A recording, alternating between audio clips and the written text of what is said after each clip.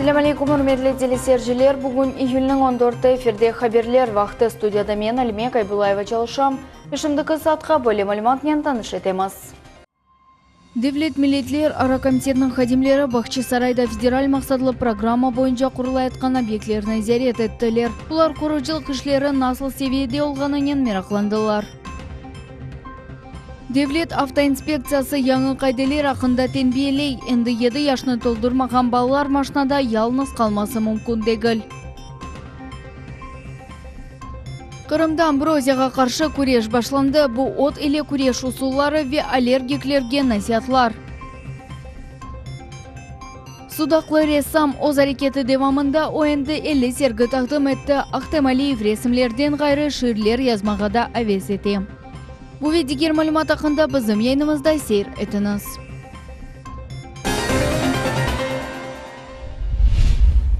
Қарадеңіз флотының арби гемелері Қарадеңізде оқув атулар кечірді. Қарадеңіз флоты гемелерінің арби азырлығы тешкерлі бойынша тедбір черчевесінде гемелер артиллерия атув бежерділер. Бұқта Қарадеңіз флотының мәлімат теминаты бөлігі хабереті. Әмді тедбір черчевесінде мақсус донатылған құртарыжы гемелер қазай ялда васталарына ярдым көстеру бойынша оқuvlar кечірділер.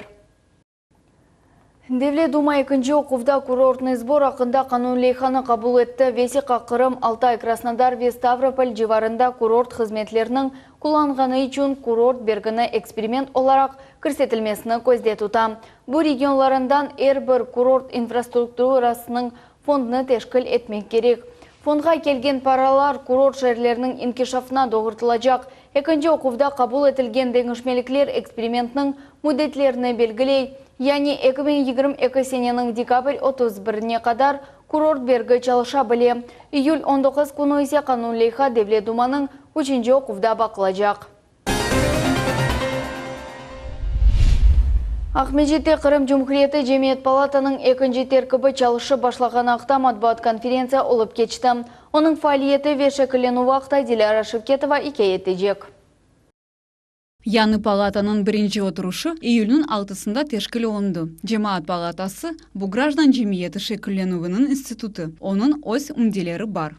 Принцип формирования палаты связан с системой общественных организаций в Российской Федерации. Это некоммерческие общественные организации, которые имеют статус всероссийских, которые имеют статус региональных и которые имеют статус местных. Вот в соответствии со статусом этих некоммерческих организаций и формируется общественная палата в равных долях. Училдан сон оның теркібі 30%-ға денішті. Бүгін о 36 азадан ибарет. Умумен, палата шекіленуі бойынша әрбір субъекттен 12 инсан сечіле. Олардан 12-сіні Қырым Жұмхуриет башы Сергей Аксенов тайынлей. Еще 12 человек избрал в общественную палату Крымский парламент из числа тех, кто был выдвинут региональными общественными некоммерческими организациями.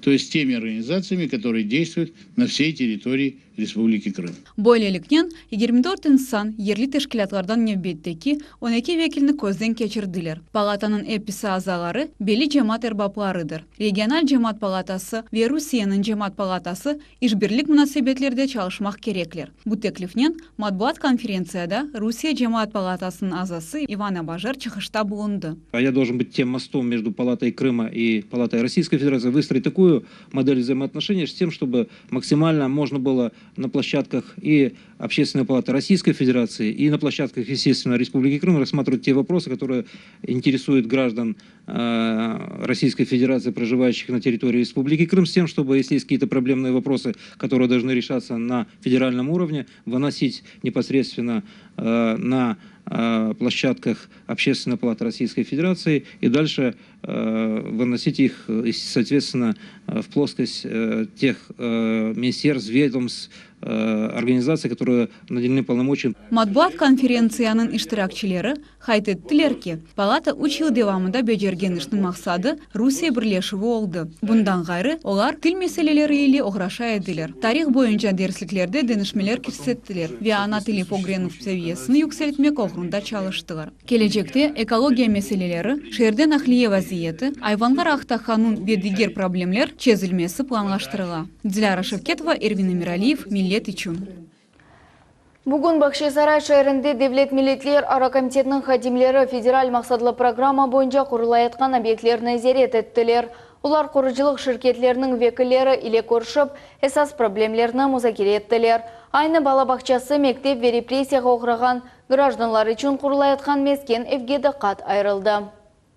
Қырым қалығының пайтақтында фаал суретті бала бақчасы құрылмақта. Бұ 7-ші микрорайонында құрылайатқан муэссесе 260 баланы сығдырajaq. Федераль мақсадлы программаның объектіні бұл сененің сонында эксплуатацияға тапшырмаға планлаштыралар. Шымдыки вақытта біраз артта қалуғылар бар. Бұның себебі бала бақчасы территориясында чоқтан ерлешкен ағылар чекілмесі елі бағлым. Девлет милиттер ара комитетінің ве мемориятның векілері объектікленген ерге чықып, құрыжыр шеркетлер или құрыштылер. Олған меселелеріні музакире еттілер ве олардың чезілуф yollarını işlep çıkardılar. Dabır kuruculuk meydan 600 talebi için mektep. Kontrakt boyunca kurucu teşkilat obyektini 2018 senenin iyun ayında teslim etmege mecburiyet alam. Bu yerde endi temel yani fundament koyuldu. Öz növbetinde kurucular bildirirler ki endi bugün olar armaturanı bağlap başka işler becerilerini keşmege hazırlar. Проблемы возникли у нас, да, с сетями, но местные власти, то есть идут как бы навстречу, помогают нам.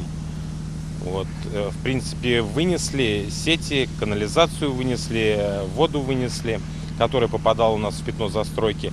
Сейчас обременений нету, чтобы вести работы.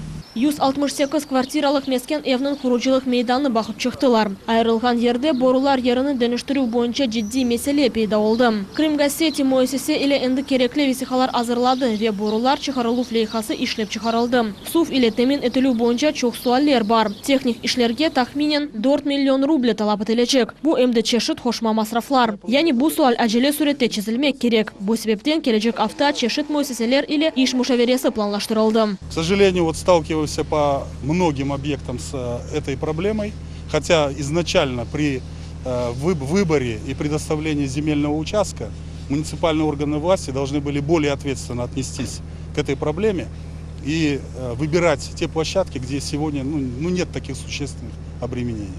К сожалению, это не было сделано.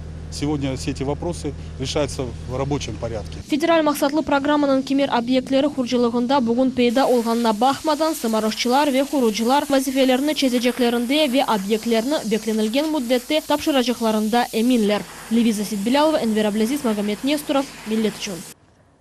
Қырым Жұмхуриеті федераль қызметі дәресінің адлие приставлары боржы олғанларына оларының балаларына 118 миллион рубледен зеде алимент ödemege мecbur etті. Боқта бүгін матбуат конференцияда Қырым Жұмхуриет федераль қызметі дәресінде адлие приставларының ребері Игорь Рудаков білдірді. Оның сөзлеріне көре Жұмхуриетте боржылыларының сайысы азлашты. Эмде Рудаков хабар етті ки, ең чоқ боржылылар Ақмежит ве Ақмежит районы сәкенлері арасындадыр. На сегодня самая крупная сумма задолженности превышает 300 тысяч рублей. Средняя сумма задолженности, приходящаяся на одного должника в остатке по алиментам, более 100 тысяч. Наша задача решать вопрос обращения взыскания на имущество, которое принадлежит должникам. Есть определенные механизмы, которые будут во втором полугодии реализованы. Я думаю, мы эту сумму задолженности будем снижать. Русия Федерациясында балалар ташлувақта яңа қайделер көчке кірді. Әндіден башлап 7 яшны толдырмаған балаларына машинада ялныз қалмаға мүмкін дегіл.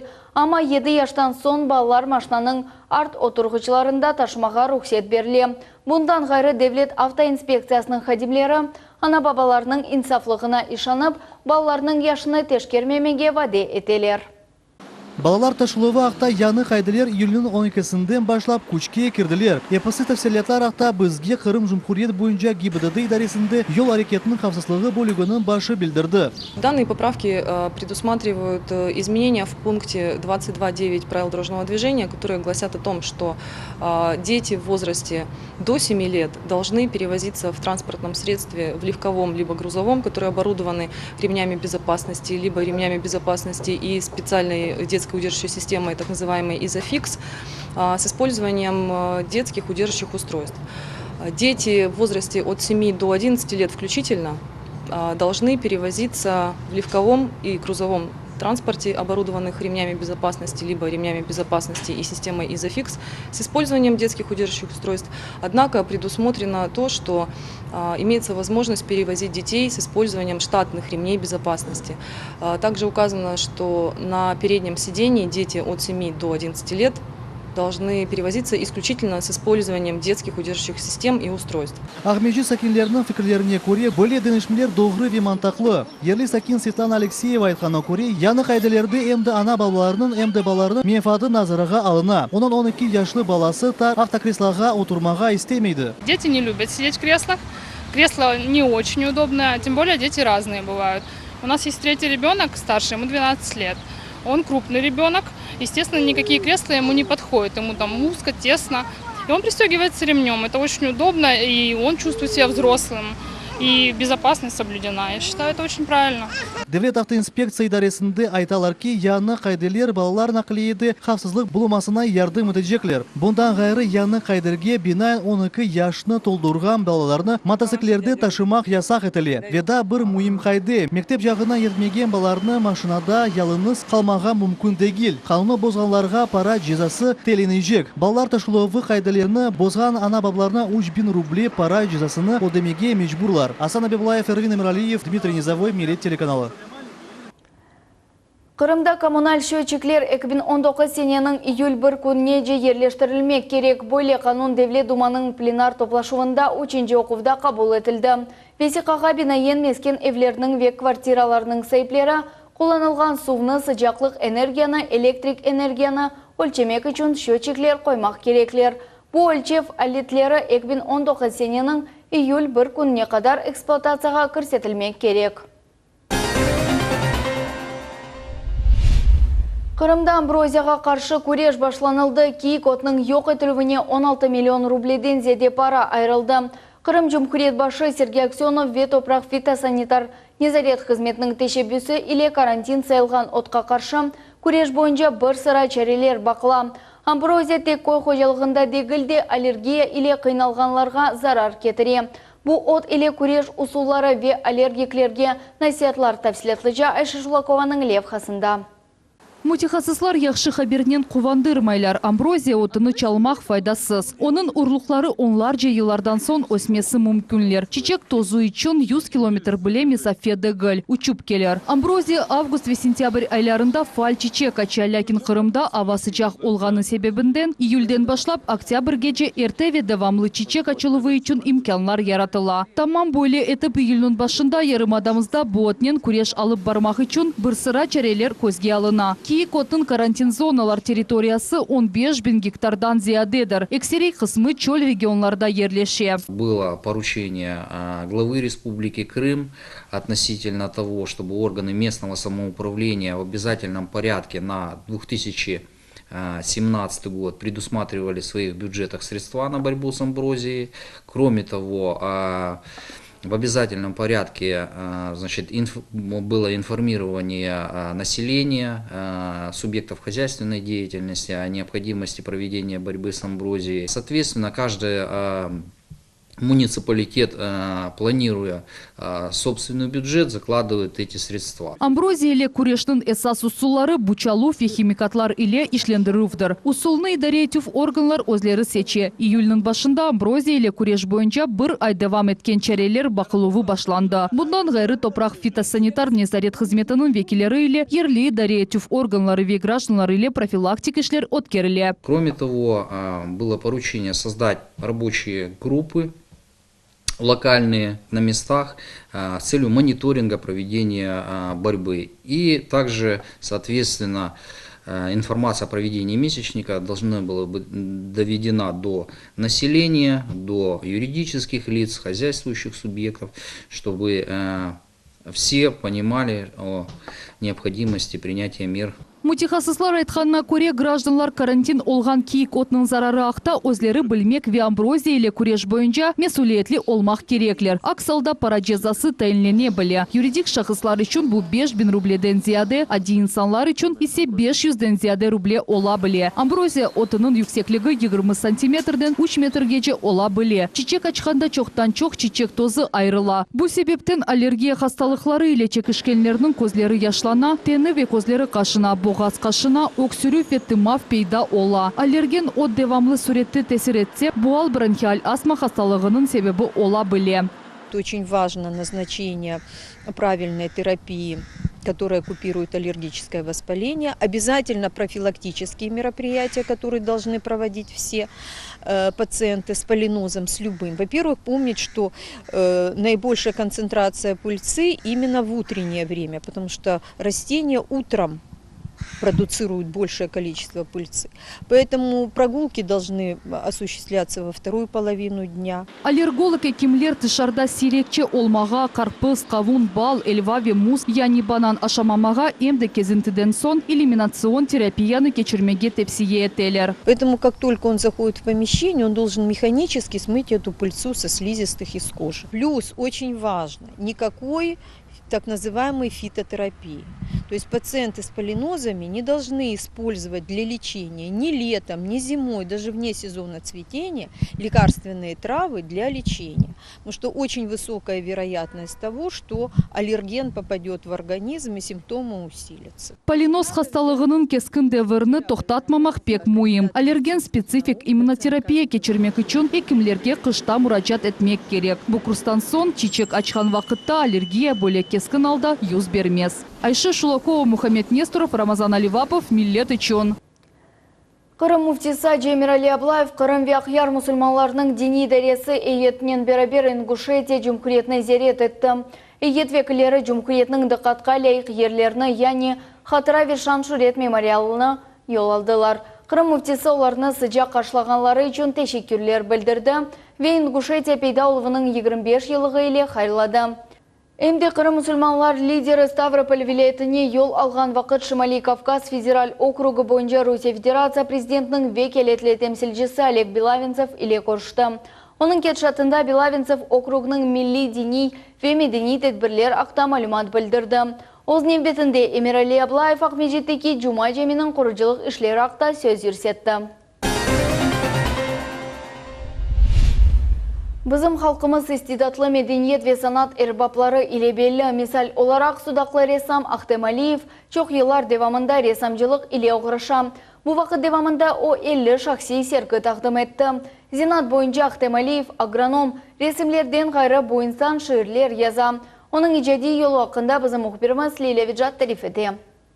1970 сенелері Ахтем Алиев бұрынжелер сырасында тарихи ватанға қайта. Құрантасы елі құрманда ерлеші. Өз халқының тарихыны огренген вақыт Ахтем аға өз да бір истидатыны açты. Ана топрақта болунарық, о халқымыз үшін қиметлі олған экспонатларыны топлап башлады. Өмірі девамында Ахтем Алиев 200-ден зиеде тарихи абиде топлады. Олар 18-19 асырларға айет. Бүгін Ахтем аға бұл тапылған экспонатларыны Қырым музейлеріне дарқатмаға планаштырыла. Не знаю, когда вот первый памятник я увидел, я просто, не знаю, слезы пошли, как мусульманину, как крымскому татарину. Мне большая честь это собрать памятники немецкой истории. Это не только немецкая история, не только история Крыма, это история России фактически. Вот я спасал это все.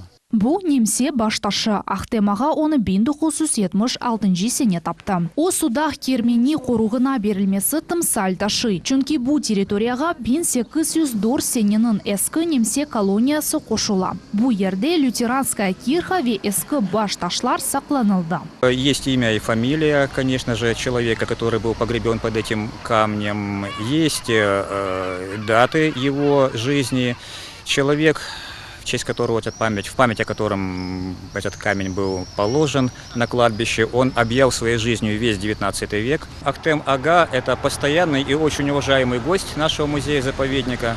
Мы с ним общаемся регулярно. Ахтем Ағанан балалығы Ташкентте қайты. Ота балалық чағында ресімлер чызы башлады. Сабрия Ереджепованың дерслеріні алған анасындан бір чоқ истидат мирас оларақ алды. Бүгін Ахтем Алиев 50-ден зиеде сергі кечірді. Ахтем Аға өзі-өзіні дүния ресамы деп адлай. Чүнки чешіт жанрларда чалыша портрет, пейзаж, натюрморт, ресамчылық. Ахтем Аға ресам олмақтан ғары ажайып шайырдыр. Да яқында оның ватаным менім, яғни родина моя серлевалы ширлер жинтығы дүния юзуны көрді. Иджатта ен эсасы илхам дей ресам. Поэзия сразу у меня появилась, как в Крым приехал, увидел прекрасную природу, мне сразу захотелось об этом, невозможно было не писать. Ахтем Аға әмде өз истидатларының аксыны музыкада тапты. 1975 сене тамам о Қырымта бірінші ер ансамбльны яратты. Бұл тан йылдызы олды. Мы